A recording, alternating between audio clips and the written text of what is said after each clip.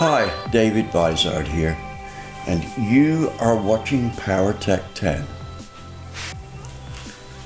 I know we've displayed it in text, but a couple of points I want to raise here.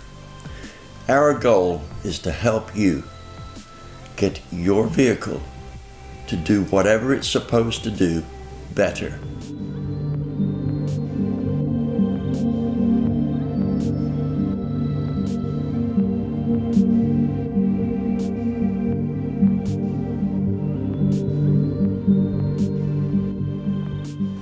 In this edition, I'm going to show you a couple of things. And it's not to do with engines this time, it's to do with brakes. And I'm going to tell you now, do not do this mod for the road. It's strictly a road racing move, and it may not apply to many classes, but it will show you how innovation and thoughtfulness can actually produce better results than just plain cheating. Yes, I'm on that road again. What I'm going to do is show you how I rework the brakes legally to outdo those guys who are using illegal brakes. Also, and I think this is as important, I cannot remember those people who helped out on race day when I first tested these brakes for real in a race, helped out on race day when I had a monumental crash, but I'll get to that later on. First, let's look at what I did to the brakes. First, let me set the scene.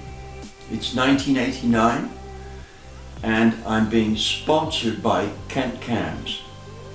This is in England. The plan is that I will drive Cosworth Sierra in the production touring car class of, I think it was the Britax Championship. Can't remember that bit for sure. The people involved were obviously Kent Cams, Dave Mountain of Mountain Race Engines. I've mentioned Dave quite a bit, the world's winningest race engine builder, and Graham Hathaway's Rent-A-Racer team. Kent Cams and Dave Mountain were stellar supporters of my race activity. Graham Hathaway, not so, but I won't delve into that subject too much here. Hey Mervyn, what's the status on this? Are we ready to start videoing the rod and piston assembly and installation? Yeah, we're ready.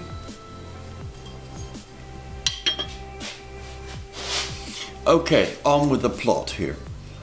Right. Oh, by the way, this is what we're doing for the next video. We're going to show the assembly of a pretty trick 383 based small block Chevy here. Anyway, as I said, on with the plot. So, it's 1989 and the Cosworth Sierra is just dominating all forms of road racing in England. And Dave Mountain has pretty much got things sewed up. His engines are just about winning everything that's a Cosworth's eligible to run in, including the British Touring Car Championship. I mean, basically he's running away with that championship. Anyway, it's a two-fisted drive here. One, I wanted to have a season's racing, and two, Dave wanted me to go over there and spend the summer as a consultant for them. Right now, I want you guys to note, those that keep on saying, what can I show a cup car guy or a top a pro stock guy, whatever. I'm hired as a consultant to the world's winningest race engine builder. If that's not proof that I may be able to show these people something, forget it. I mean, I'm good enough to be a consultant for Formula One teams, right? So I don't want to hear this business about what can I tell whoever. This is the result of being known as a journalist. Has terrible backlash. But anyway, I'm off the point, right? I'm hoping this series of videos cancels that out. But anyway, here's the deal. I'm getting to run this Cosworth in the Britex Championship, I think it was, for production saloons. The engines normally make 210 horsepower from 2 litres, and let me tell you something about the Cosworth. It's got a 210 horsepower engine in a 150 horsepower chassis. It was not a good handling car. No, it was a bad handling car, right? Let's be fair about it. It handled very badly. So my job when I got there was twofold. One, I had to get the car to physically be able to use the power it had to get round the course better. That meant handling and braking. Had anti-lock brakes on, and that's going to be the subject of what we're talking about. Secondly, I had to try and get as much horsepower legally from the engine so that Dave could be sure that he would dominate the series the following year. Right, so that was my goal. So let's start off with the brakes.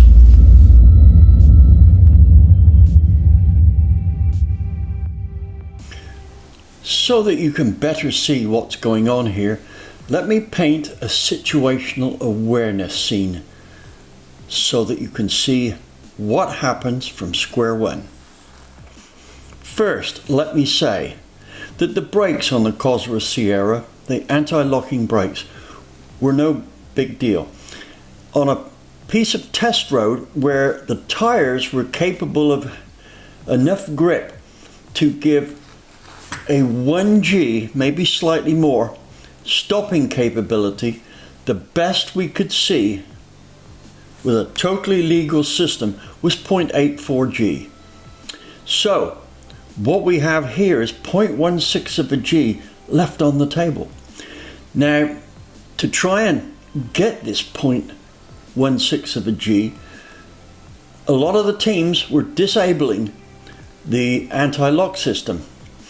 And who knows, they may have achieved that 0.16 of a system in theory and briefly in practice. But the brakes, when the system was disabled, could not be modulated very well, i.e. they were so sensitive to the force applied to them that you didn't know whether you were just about to lock them up or they were solidly locked up. Let me give you a bit of advice here. If you want a set of brakes to modulate nicely, never use armored hose throughout the system. Somewhere you must have something which is capable of flexing slightly so that you have a slightly spongy brake pedal. I know guys have said, hey, feel that brake pedal, solid as a rock. And I say, hey, that's good. It's not. It's actually the reverse. It makes it very difficult to judge when you've got just enough brake pedal action just shy of locking the brakes up.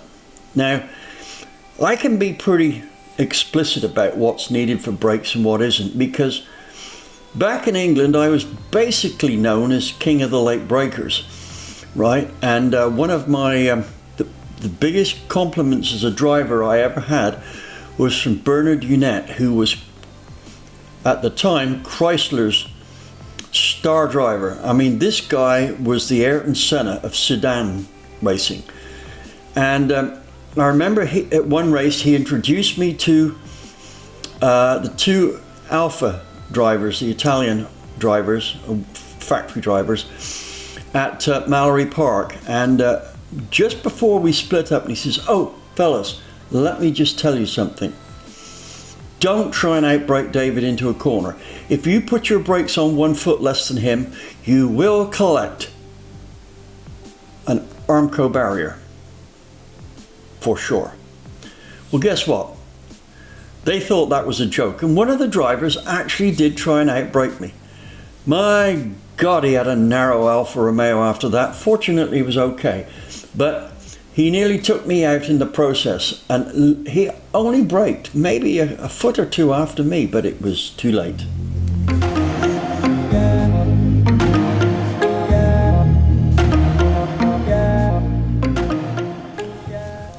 In reality, it wasn't too difficult to see who was cheating and who wasn't.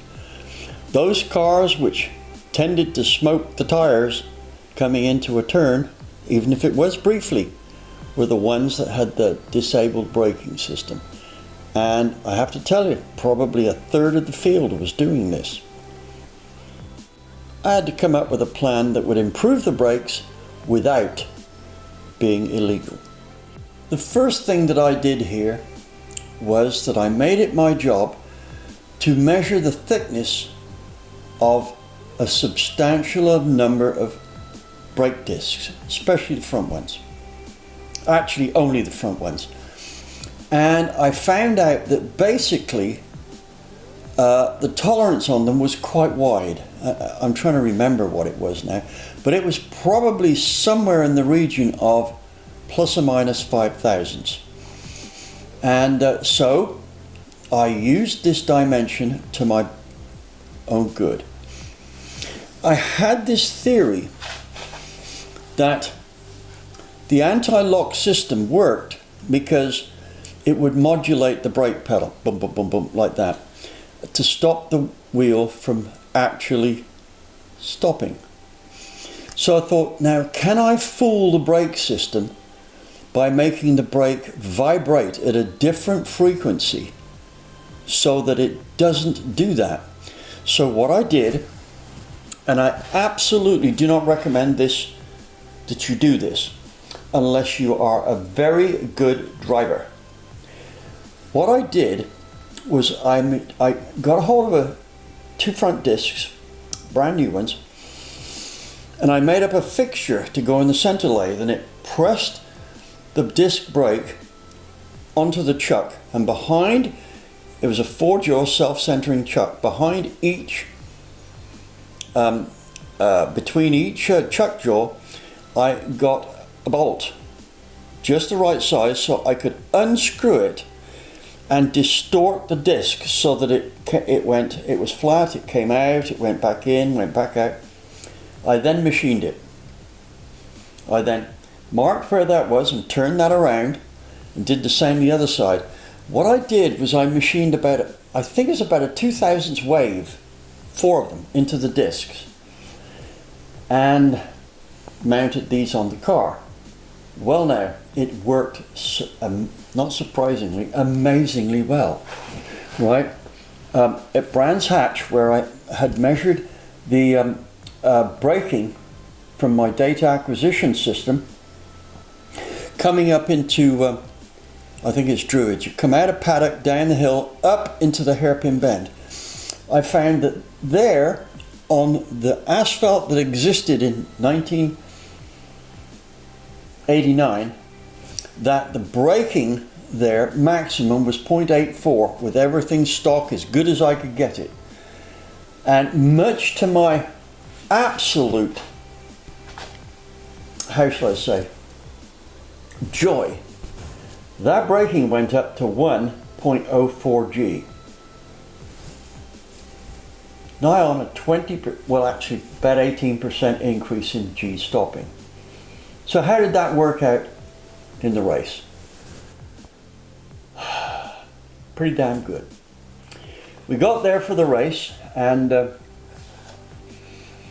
in terms of performance, and I got my new engine in, I could obliterate anybody. Here's how I know, right? I went out and put on a few practice laps in the car just to warm everything up and all that. And I didn't want to use the brakes too much because I estimated that by halfway through the race I might not have that advantage of the shaky brakes. Oh, but that's why I'm calling it the shaky brakes.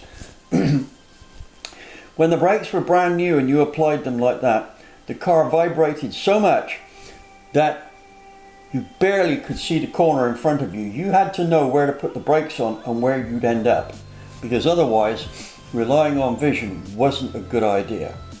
Was it dangerous? Oh, hell yes. Did it work? Oh, hell yes.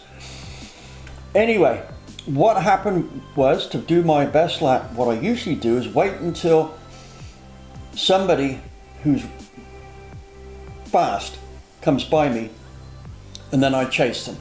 Well, I chased one car, let him go by, chased him, caught him before the next corner, and passed him in the corner. Right, and I thought, well, that proved that. So I slowed down, and I saw the guy that, one of the drivers that normally is on the front row of the grid. Let him go past, and this was just in front of the pits. Let him go past, and in so doing, the car that I had let pass before also passed me. So I chased them both. I passed the second car again before that first bend, and that's paddock. Came out of paddock, followed the guy down the potential pole sitter down the road. He put the brakes on, and I went by him flat out in third gear. I knew he watched me go by and thought, well, that's going to be a wreck. It must have been amazing to him that I actually went round the corner. No tire smoke, no nothing. That said, I had to take that corner on the wrong line. So I was actually slower through the corner.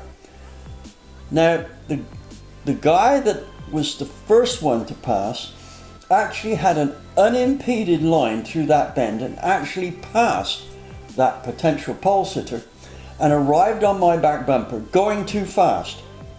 So he thought he'd use my back bumper as part of his braking system and hit it. Now I saw him catching up, and foolhardily I gave the car a bit more gas. He hit that back of my car plus that extra gas, and I collected the Armco barrier at 90 miles an hour. It did a considerable amount of damage to the car. In fact, I could just see the back of the engine inside the cab, right? It had split the bodywork there. Now this is where I am coming to the bit where I don't know if I did it or not. That is, thank the guys that helped me or put the car back together. Got back in the pits. Interesting thing happened here. Got back in the pits, and my crew chief said, what happened? So I described what happened, and it turned out that the guy that hit me was in the next, his team was in the next pit box.